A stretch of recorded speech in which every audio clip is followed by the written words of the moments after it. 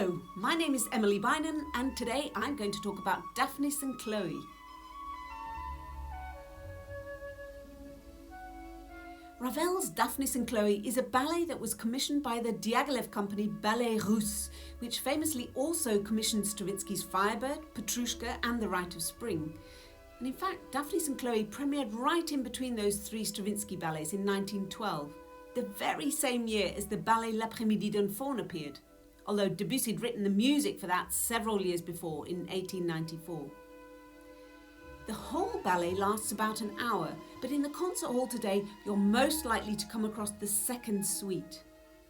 The entire flute part is filled with the most exquisite writing, lots and lots of very soloistic moments, musically expressive and technically quite challenging. And actually I should say flute parts because there are four. A piccolo doubling third flute, two C flutes, the second of which also doubles second piccolo, and an alto flute. If you're considering becoming an orchestral flute player, it's really worth learning all four parts, as solos from all the parts appear frequently on audition lists. I'll put a link in the description box below where you can find the complete parts. The beginning of the third scene, Dawn at 155, is sometimes asked for auditions. And I've seen the whirling final dance in 5/4 on audition programmes too, but the solo that I'm going to talk about today is the big one at figure 176.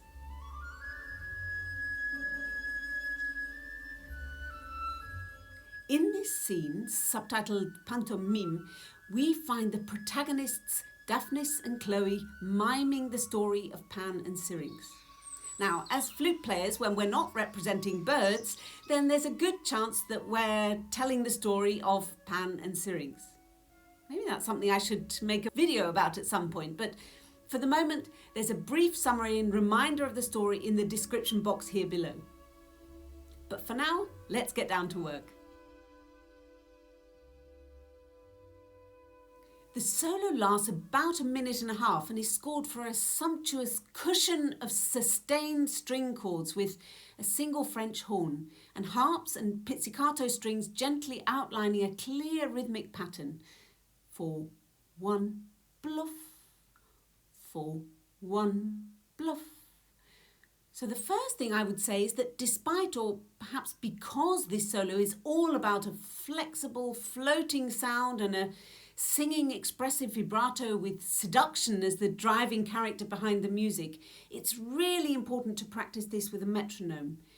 When we're practicing a rhythmic solo, we're very conscious of the need for rhythmic accuracy, but in a solo like this, we can all too easily get distracted by giving all our attention to sound, colour and vibrato.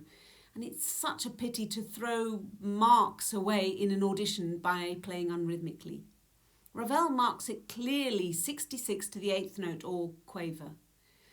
The skill, to my mind, lies in sounding as if you're free and improvising, by creating the sensation of this flexibility by constantly varying the sound and the vibrato, and by careful use of different tonal colours. So if we think of the sound as being a sort of sound sausage, no two adjacent slices should ever be the same. Always think of your vibrato spinning towards somewhere or relaxing away from it. And similarly, regarding the dynamics, let's try to avoid any note being too square and sostenuto, always thinking of elegant curves and swirls of sound. So let's look at the starting scale. Now, firstly, there's some discrepancy about the actual notes here.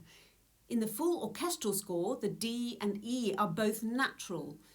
In Ravel's own version for piano, he writes D sharp and E sharp, and in the flute part, the D is natural and the E is sharp.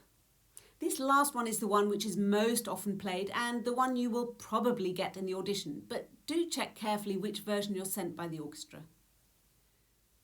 There are a few little tips I'd like to offer you about this opening scale. Firstly, even though it looks fast, it's quite slow. It would actually be possible to play this articulated with single tonguing. Da da da da da da da da. So I'd suggest starting there. Help your brain and your fingers to understand that there's plenty of time to make this gesture graceful and elegant. Secondly, if you do play the D natural and E sharp, which is the most usual combination, although these look like adjacent notes, they're actually a long way apart. Imagine the E sharp written as an F natural, and you're more likely to get the speed of air right for that big step in the middle of the scale. And finally, just think about how relatively easy the first 4 notes are compared with the second half of the scale. That's much more complicated for your fingers. So again, give yourself time for the tricky part. The whole scale is a gesture going towards the G sharp on the first beat of the next bar. So I would suggest that you don't linger on that first A. It's like putting your foot on the brake to go forward. In addition to the tempo, très lent, Ravel gives us some other clues too. Solo, piano and espressif et souple. The character is, I think, clear, and we've mentioned that already, flexible and expressive. It's the story of Pan and Syrinx, which is always about seduction. So a charming tone with a singing vibrato. Then thinking of the piano marking, just bear in mind that it's also a solo, so not shy and not squeezed in any way. This piano can be quite open and generous. Remember, we still have pianissimo and even 3 Ps to come. But also think about developing these 3 G sharps, as Ravel does in each bar with the smaller connecting notes. Actually, we could take the pattern of those 3 G sharps and use that as a framework throughout the whole solo. 3 G sharps, 3 C sharps, 3 Bs, 3 D sharps, and finally 3 D naturals. Now, our ears pick up similar notes and group them together, so make sure that there's always a clear shape between the 3 notes of the same pitch. I would suggest developing through the first 3 G sharps, then diminishing through the 3 C sharps so that that last one, an octave lower, sounds quite naturally the weakest. Then the 3 Bs, and I'll come back to that in just a moment because there's something missing from the flute part. But it's important to note that the 3rd B is the climax of the entire solo. Afterwards, the 3 D sharps clearly diminish and the 3 D naturals develop into the ending. We can find another way that the number 3 is important in this solo when we look at the accompaniment too. The double basses have a pizzicato on 4-1, and that's a non-negotiable pulse for this solo. On the second beat, we have the harps and pizzicato strings with the spread chord. But on the 3rd beat, throughout the entire solo, nothing moves except the flute. So the way we leave those long notes is really important. Make sure that's smooth and seductive and sexy. In many bars, that's the highest note too, but if you can release the sound and play a little softer than on the long note, I think it will sound even more beautiful. And especially watch that your fingers show good legato.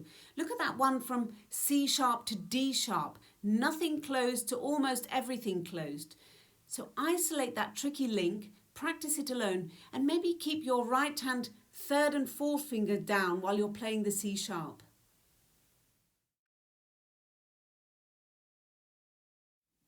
Yet another way that this solo is all about the number 3 is regarding the playing of triplets. Now, it doesn't matter if we're talking about Bach, Mozart, Brahms or Ravel. 2 against 3 is always a strong rhythmic tension. For some reason, we all want to lean on the first note of a triplet, but that's the least interesting note of the group. That comes in the same place whether it's a duplet or a triplet. The second note, coming that little bit earlier than we expect, is how the composer creates that rhythmic tension. So double check that all your triplets are nice and even and that the second note in each group is early enough. A few special moments. The long C sharp around figure 177 is very long and will feel even longer in an audition. It's very easy for this note to collapse so that the listener gets the impression that it's all over. So instead, maybe you could start with a little teasing diminuendo, but then turn it around and come back so that we almost connect into the next phrase with the upbeat C sharp. After the long C sharp, when you've had all the time in the world to spin with a beautiful vibrato, do make sure that the next upbeat sounds just as beautiful and lively. And speaking of upbeats, make sure you're always conscious of whether we have a one-note upbeat or a three-note upbeat. And in both cases, take us into the downbeat. In the second and third bars of 177, even though we could from the flute part justify a crescendo, after all, Ravel is developing the repetition to some extent, take care. In the orchestra, everyone else has a big diminuendo. It's not in the flute part, but I would do it. It takes you really nicely to the soft, clearly repeated low Bs, which can then make way for a superb swooshing crescendo into the climax. Figure 178 is such a very wonderful moment. It's really great to hear some risk being taken here. Something magical happens. The flute is left completely alone on the first beat for the first time, which creates a very special atmosphere and change of colour. To help this, you might like to practice playing this D3 by using the harmonic from middle D. It's not only a touch sharper, but it has a fraction more resistance and is a little more covered, both of which can help you to produce something really magical.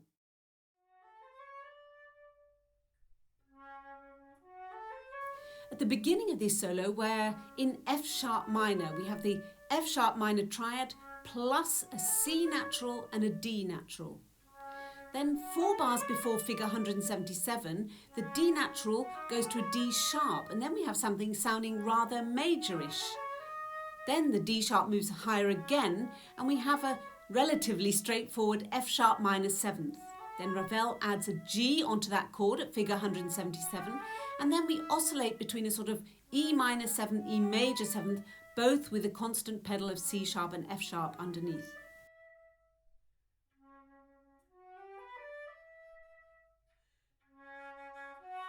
Then at the climax, the chord underneath is this juiciest dominant 11th chord with the tonic, the F sharp in the bass. And then Ravel takes 2 lines chromatically upwards, G sharp, A sharp, and B sharp, C sharp, all the while with a constant pedal of C sharp and F sharp, until we arrive at 178, when the flute is completely alone on the first beat of the bar, that special moment. Here we basically have 2 C minor chords with a flattened 7th, and then that last magical Ravel chord. And finally, I would encourage you to take a look at the full orchestral score. There are lots of markings which are missing or incorrect in the flute part. Some particularly important ones are the tenutos, 2 bars before 177. There should be 4 of them. So the last C sharp of that bar should have 1 too. Then the slur at the climax should go over the bar line to include that first B. 1 bar before 178 is missing a rallentando. 1 bar before 179 is missing a diminuendo. And at figure 179, the crescendo is missing from pianissimo to fortissimo.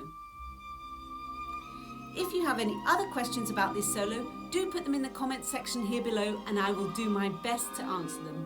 I hope you've enjoyed this. See you next time.